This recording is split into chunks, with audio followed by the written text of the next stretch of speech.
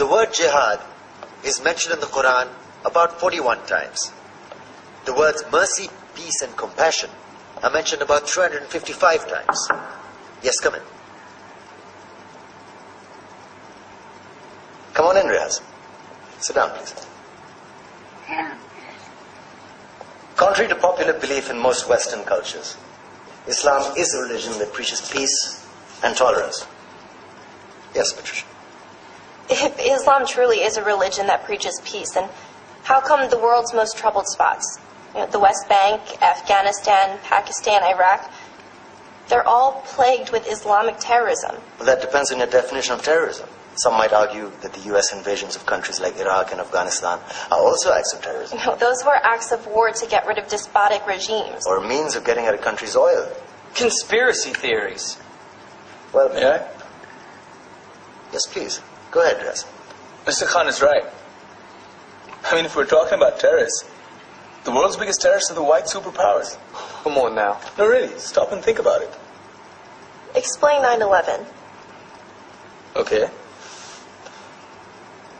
Do you know how many people died in the Twin Towers strike? Around 3,000. And do you have any idea how many people died in the bombing of Afghanistan? Take a wild guess. More than 15,000 people died. And that's just conservative figures. About 50,000 tons of explosives were dropped on innocent civilians.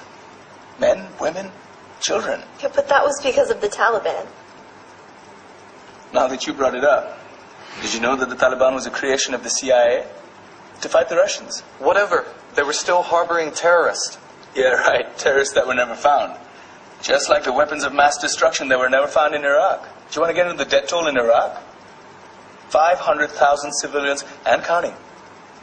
And what do Britain and America say when they don't find these weapons? It's simple. They just say sorry. And still refuse to relinquish control of these countries. What are you trying to say? What I'm trying to say is that just because you're American, wear a fancy suit, and call yourself the president, doesn't make you any less of a terrorist. I'm saying that if you don't stop meddling in other people's countries, you will face a backlash. If Muslims like you feel that way, then why don't you get out of our country? We will. As soon as you promise to leave ours.